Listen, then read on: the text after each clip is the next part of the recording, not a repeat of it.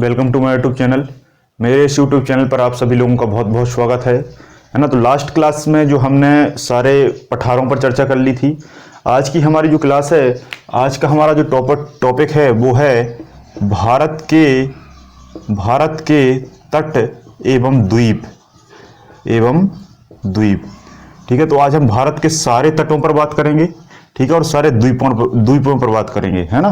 बहुत छोटा टॉपिक है ना, लगभग 15 से 20 मिनट में कंप्लीट हो जाएगा, लेकिन मैं थोड़ा सा डिटेल से पढ़ाने की कोशिश करूंगा जिससे आप लोगों को वो सारी जानकारी भी मिल सके। ठीक है, तो हमारा जो भारत है, अभी तक हमने भारत के अंदर की चीज़ों को पढ़ा था, है ना। आगे भी पढ़ेंगे, आगे भी 2-3 टॉपिक और आने वाले हैं, घबराइए मत। लेकिन भारत का जो ये तटीय वाला भाग है, इसमें बहुत सारे क्या है तट हैं। ये इन तटों के क्या है नाम पूछ लेता है। आपको कौन कौन से क्वेश्चन पकड़ना है? तटों के नाम पकड़ना है, तटों की लोकेशन पकड़ना है कि भाई कौन सा लोकेशन में है। या तो राज्य पूछेगा, या सागर पूछेगा, या खाड़ी पूछेगा। ठीक है, कि भाई किस खाड़ी में स्थित है, कौन से सागर में स्थित है, किस राज्य के समीप स्थित है ना। तो लोकेशन यहाँ पर वेरी करेगी, उसका नाम वेरी करेगा, और एक दो कुछ और विशेषताएं हो सकती हैं, तो वो आपको यहाँ पर पकड़ना है। ठीक है, तो चलिए शुरुआत करते हैं। तो पहले हम बात करते हैं तटों पर, है ना, तटों पर, है ना। तो ये जो भारत है, भारत में जो तटीय सीमा है वो कहाँ से शुरू होती है? गुजरात से शुरू होती है। ठीक है, कहाँ से शुरू होती है? गुजरात से। पहली चीज तो ये कि ये तटीय सीमा होती क्या है ना। तो जिस स्थान पर समुद्र प्लस स्थल, ठीक है, समुद्र आप जानते हो पानी वाला भाग, स्थल जो जमीन है, तो ये जो जमीन है जहां पर ये समुद्र से स्पर्श करती है, तो जहां समुद्र और स्थल होगा दैट इज कॉल्ड तट, है ना। उस स्थान को हम क्या कहेंगे भैया? तट कहेंगे। ठीक है, तो भारत में यहाँ गुजरात से प्रारंभ होती है तटीय सीमा, क्योंकि आपको पता है समुद्र है यहाँ पर।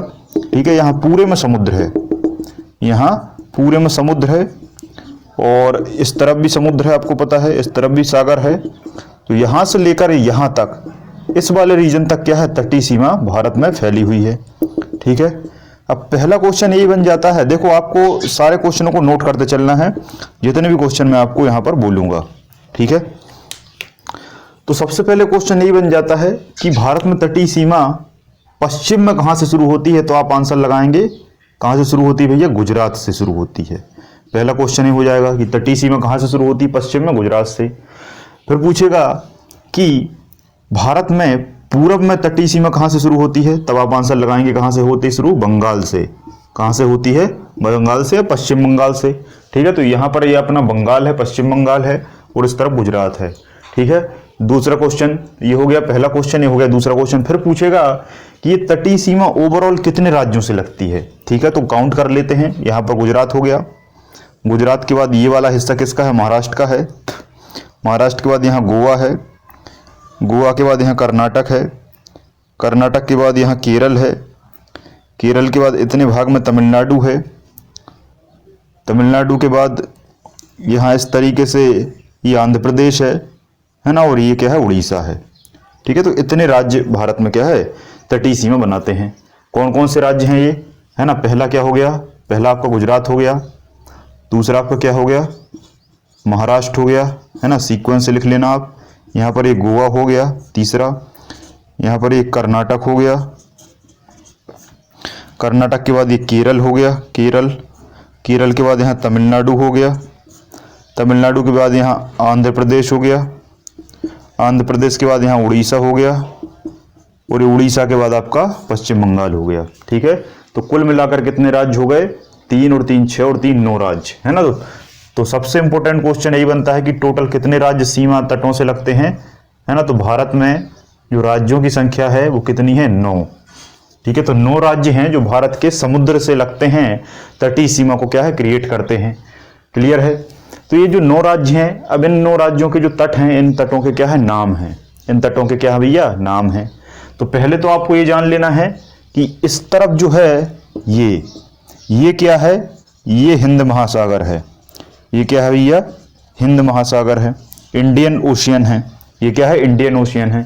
अब देखो महासागर में भी आपको नहीं जाना है, महासागर वाला एक वीडियो आएगा कभी बाद में टॉपिक, है ना। तो उसमें मैं सारे महासागर, हिंद महासागर, अटलांटिक महासागर, प्रशांत महासागर, आर्कटिक महासागर, है ना, अंटार्कटिका महासागर, सारे महासागर कंप्लीट करवा दूंगा, सारे सागर कंप्लीट करवा दूंगा, सारी खाड़ियाँ बता दूंगा, वहाँ पर चैनल बता दूंगा कि इंग्लिश चैनल क्या है ना, खाड़ियाँ, सब पे हम डिटेल्स चर्चा कर लेंगे।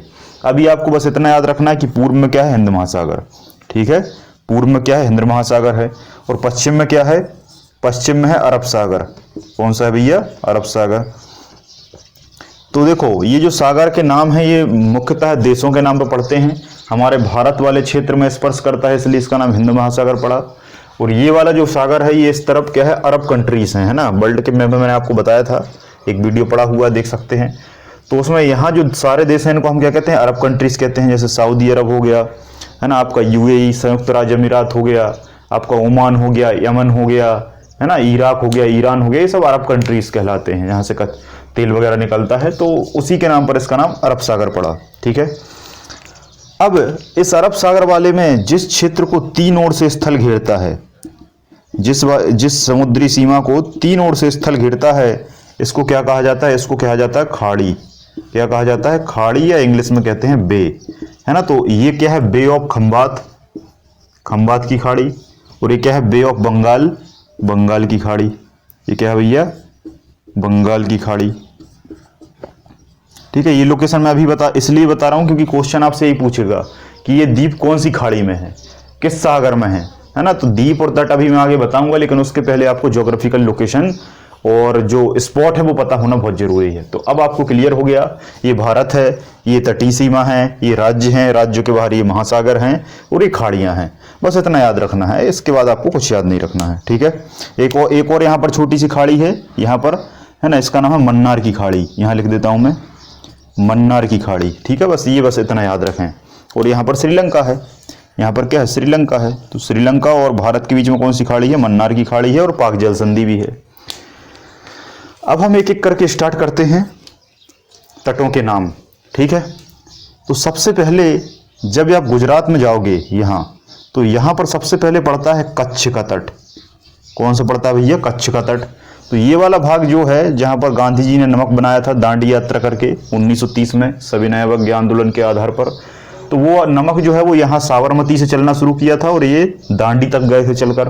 तो वहीं पर जो कच्छ है, ये कच्छ पूरा नमकीन क्षेत्र कहलाता है, क्योंकि यहाँ समुद्र का जो पानी है वो भरा होता है, दलदली भूमि होती है, खारी जमीन होती है, और इस खारी जमीन में पानियों को भर दिया जाता है इस तरीके से लैंड फॉर्म बना के, है ना, फॉर्म बना के कि भाई ये दलदली भूमि है, तो इस तरीके से दलदली भूमि में मेड़ बनाकर खेत बना दिए जाते हैं ऐसे, और इसमें क्या है, पानी भरा होता है दलदली भूमि का। ये पानी क्या है, धीरे धीरे वाष्प करके उड़ता जाता है, तो फिर इस जो खेत में क्या बच जाता है, नमक बच जाता है। समझ में आया।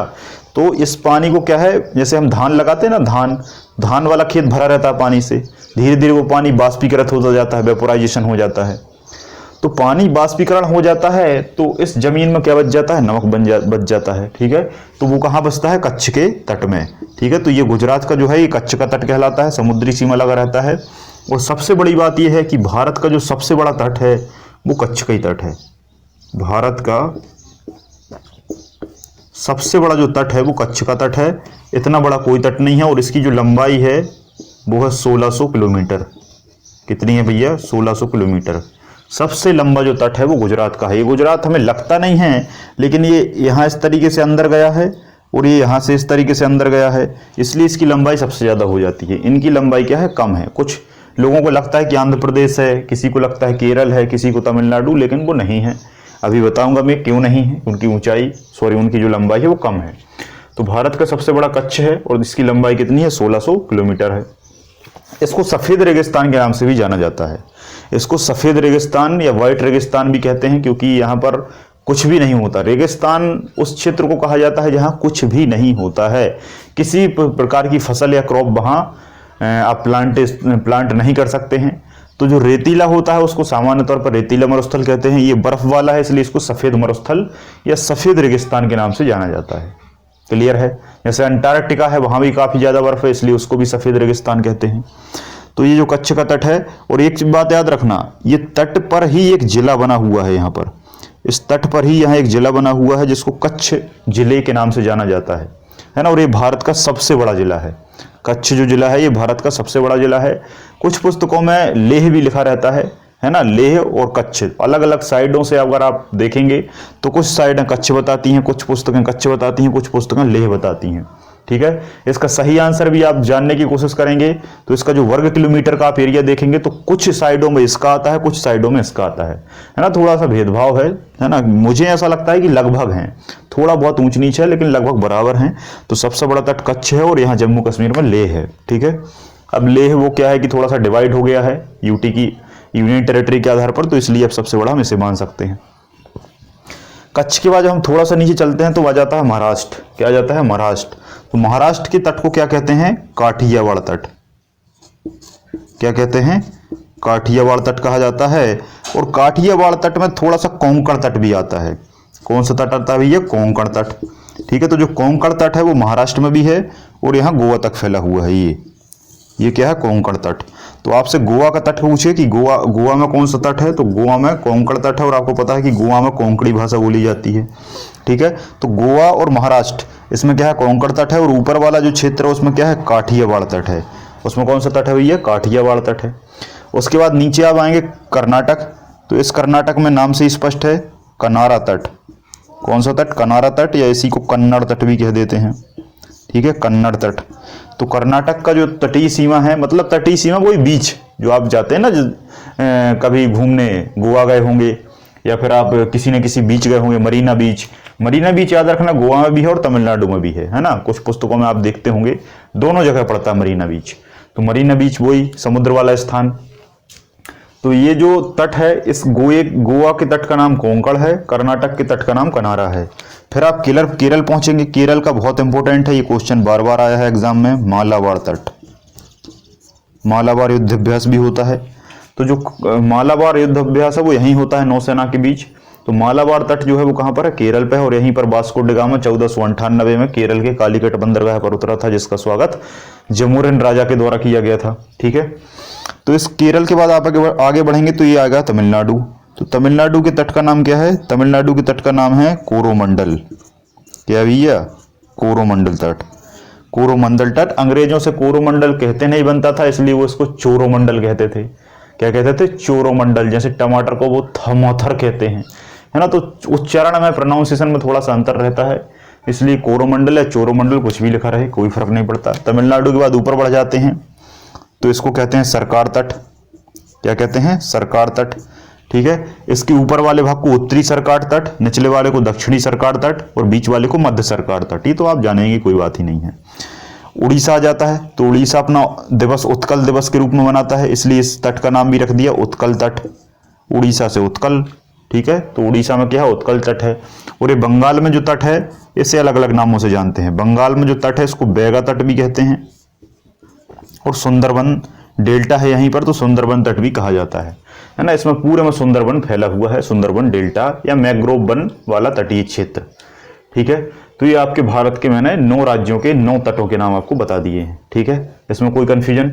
विशेषता, कच्छ सबसे बड़ा है गुजरात में, दूसरा सबसे बड़ा तट आंध्र प्रदेश का है, दूसरी सबसे बड़ी सीमा, जैसे कभी आपसे पूछ ले कि भारत की सबसे बड़ी तटीय सीमा किस राज्य में है और गुजरात ऑप्शन में नहीं है, तब आप क्या लगाएंगे? आंध्र प्रदेश लगाएंगे। आंध्र प्रदेश दूसरे नंबर की तटीय सीमा है। ठीक है, इस महाराष्ट्र में यहाँ पर तटीय सीमा है, काफी लोग जाते हैं। गोवा हो गया, गोवा में इसी तट के आसपास आपका दूध सागर जलप्रपात है जो चेन्नई एक्सप्रेस में बताया गया है।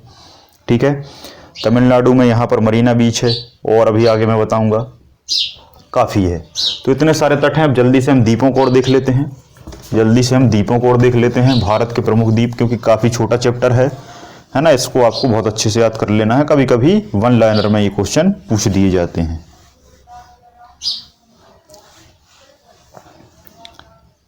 अब निश्चित तौर पर आप जानते होंगे कि द्वीप क्या होते हैं, ये तो आप जानते ही होंगे, इतनी तो मैं आशा करता हूं कि द्वीप क्या होते हैं। और नहीं जानते हैं तब भी मैं बताऊंगा कि द्वीप क्या है।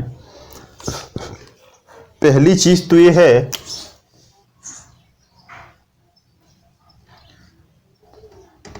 कि जो द्वीप हैं इनको इंग्लिश में क्या कहा जाता है? आइलैंड कहा जाता है। एस साइलेंट है, आइलैंड कहा जाता है। ठीक है, और ये द्वीप हैं, इनकी सबसे बड़ी विशेषता है कि ये चारों ओर से समुद्र से घिरे होते हैं।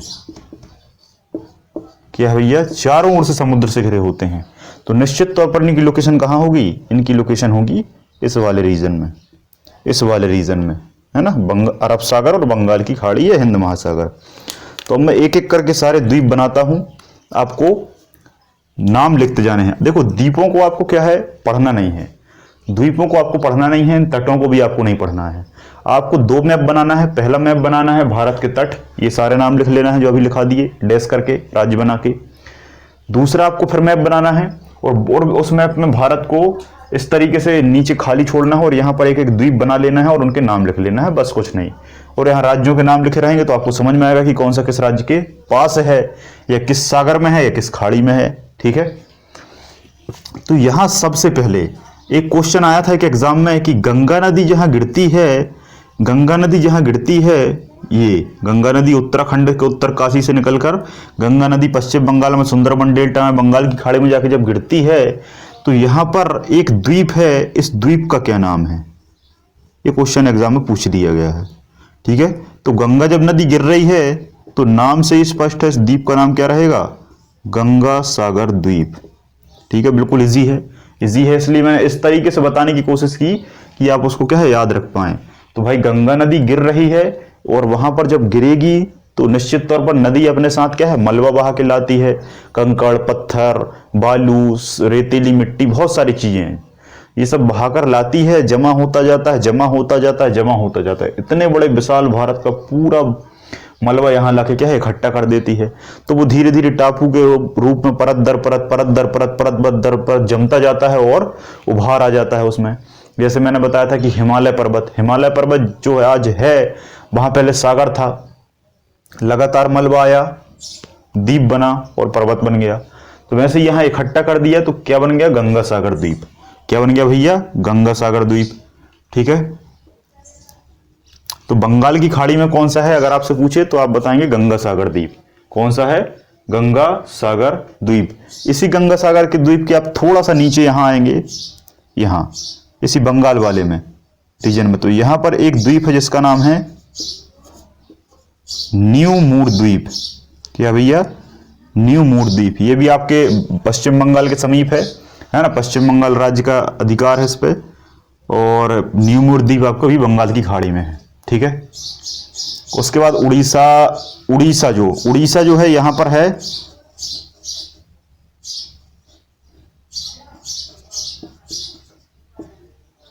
अब्दुल कलाम द्वीप। कौन सा है भैया, अब्दुल कलाम द्वीप। अब्दुल कलाम द्वीप को ही व्हीलर द्वीप के नाम से जाना जाता है। किस नाम से जाना जाता है, व्हीलर द्वीप। ठीक है, तो व्हीलर द्वीप पहले कहते थे, अब इसका नाम अब्दुल कलाम द्वीप कर दिया है।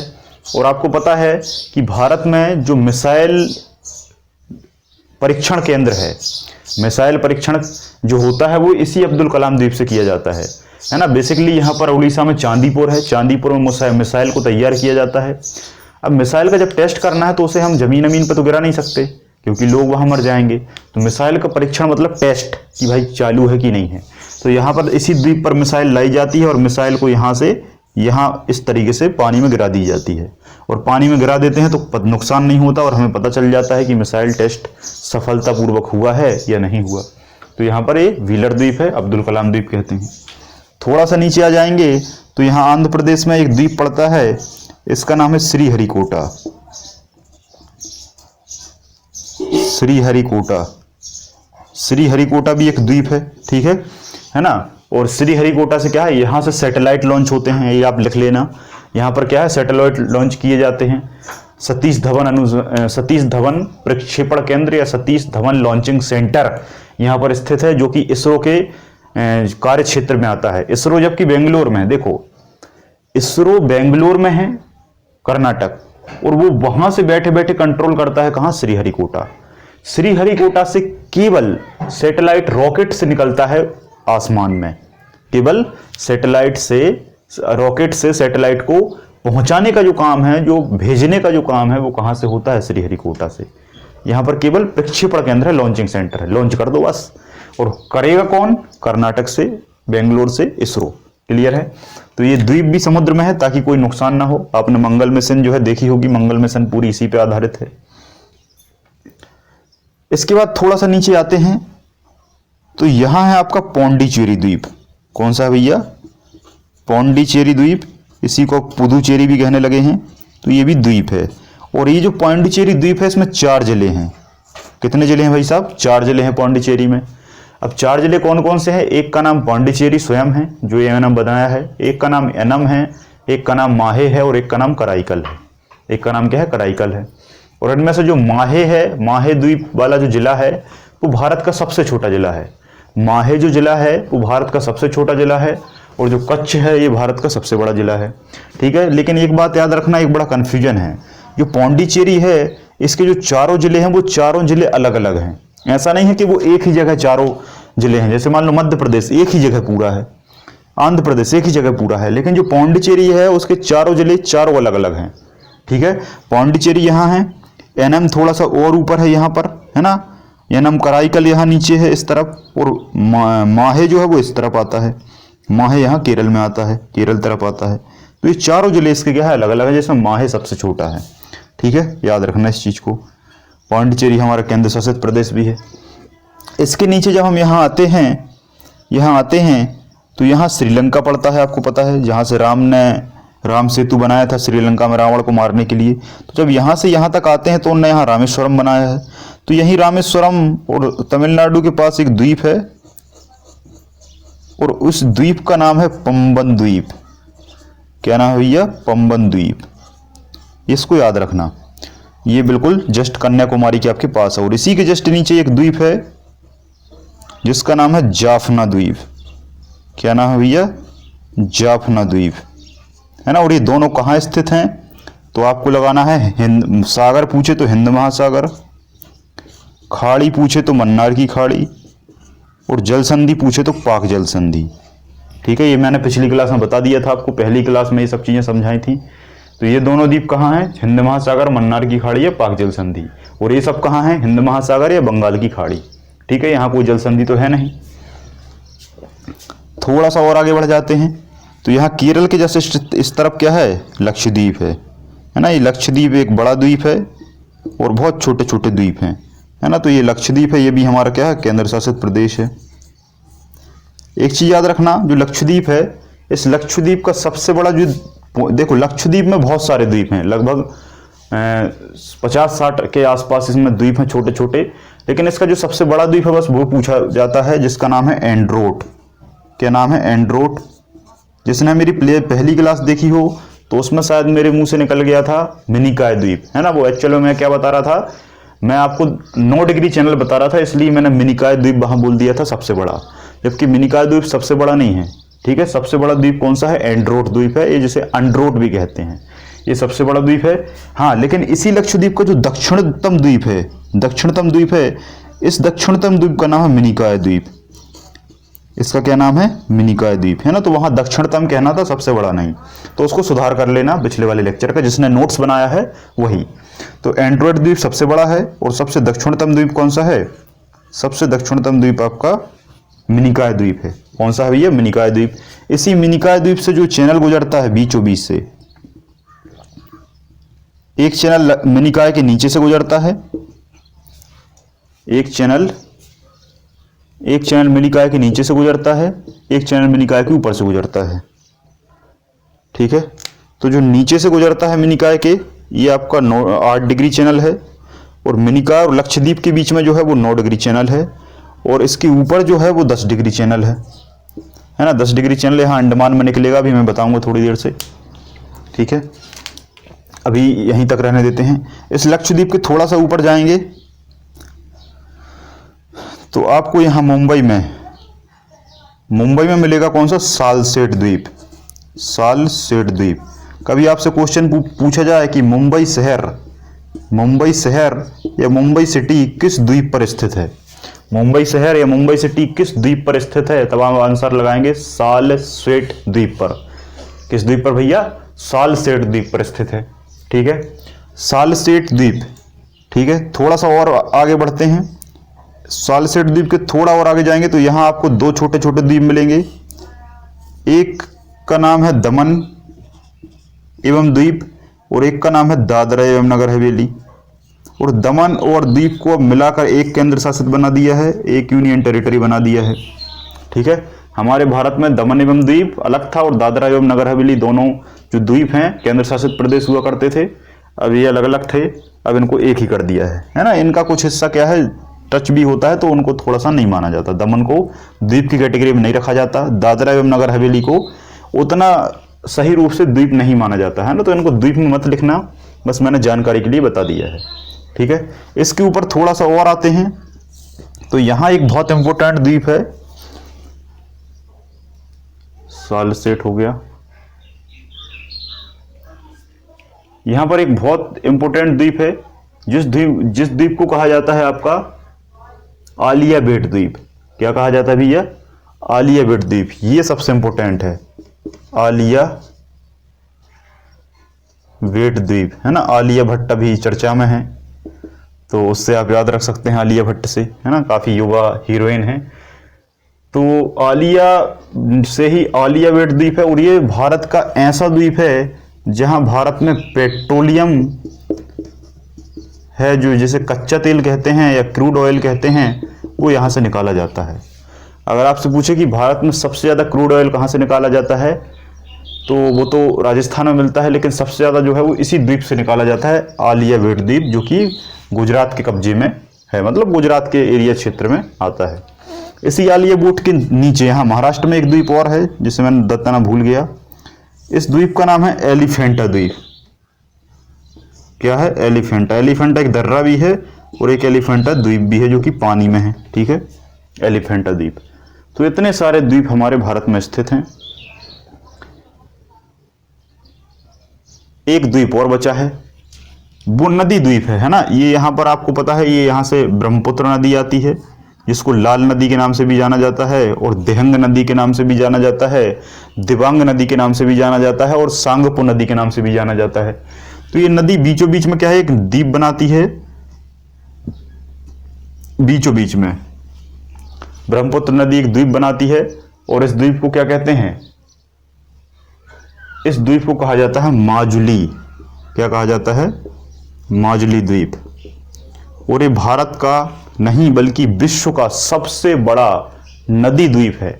नदी द्वीप है, याद रखना, नदी द्वीप है, विश्व का सबसे बड़ा नदी द्वीप है।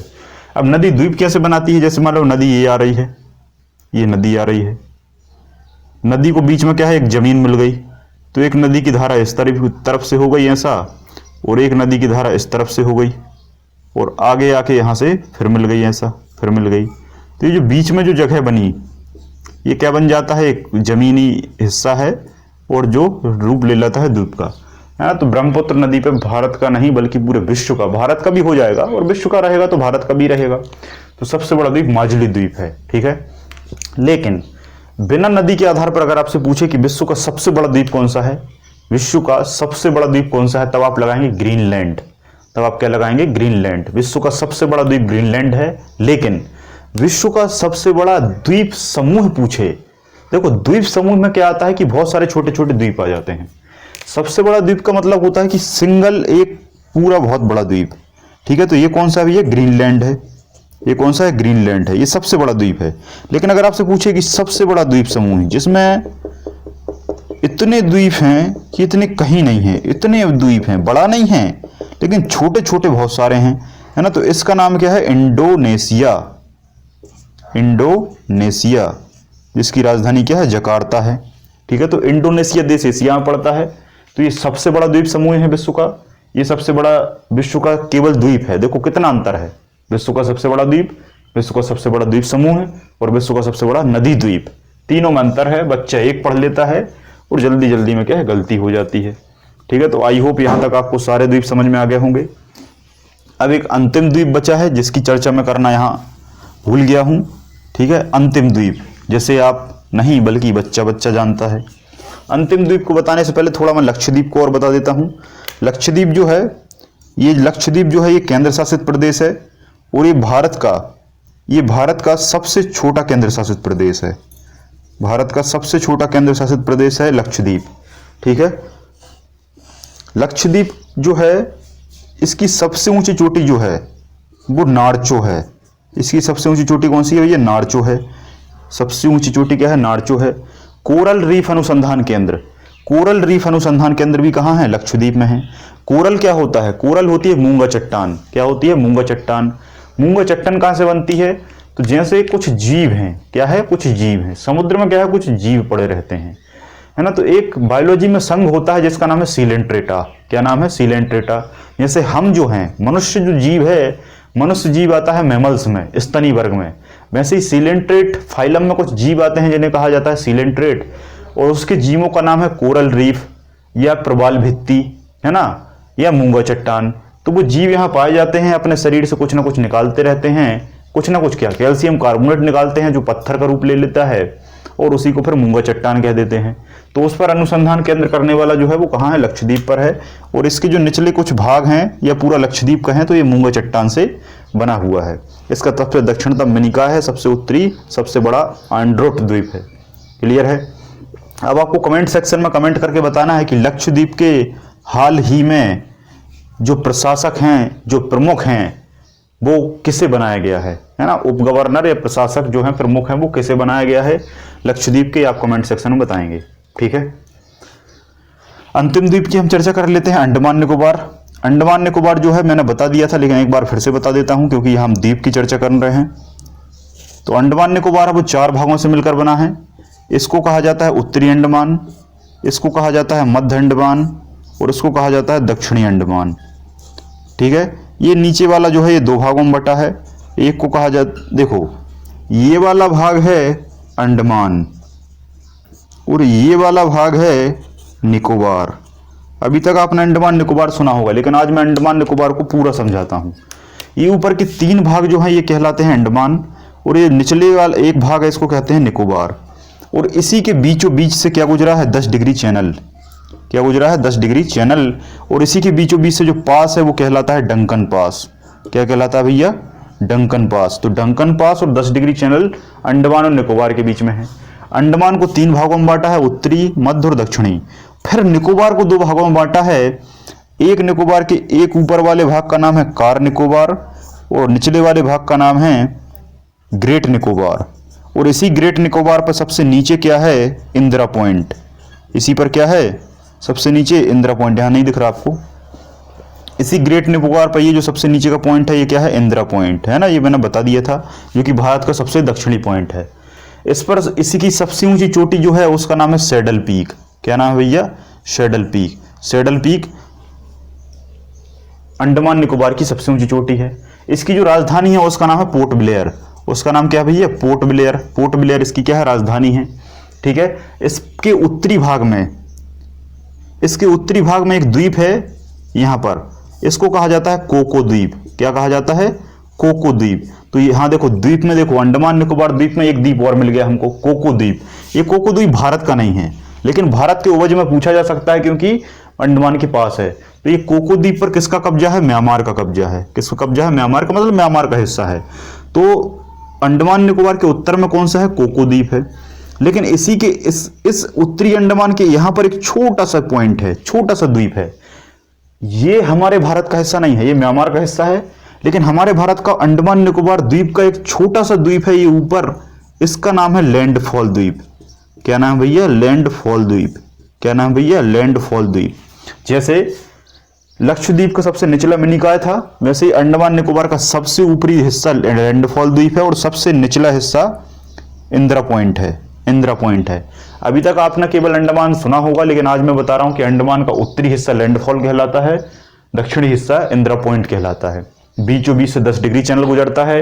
इसी 10 डिग्री चैनल में डंकन पास होता है। इसके उत्तरी में भी, उत्तर में विदेशी द्वीप जो है उसको कोको द्वीप कहते हैं।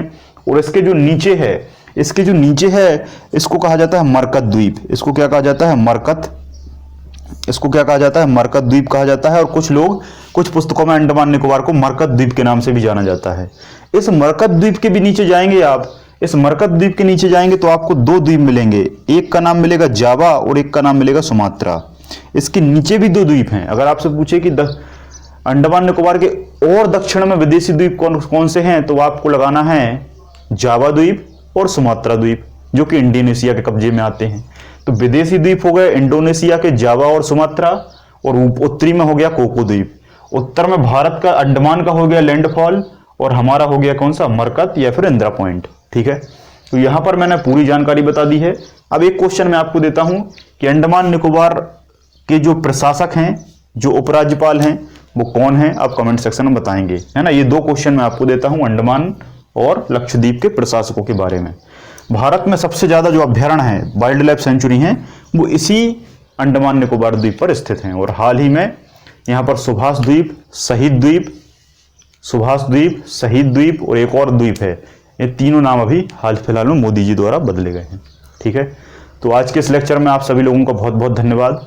जय हिंद, जय भारत।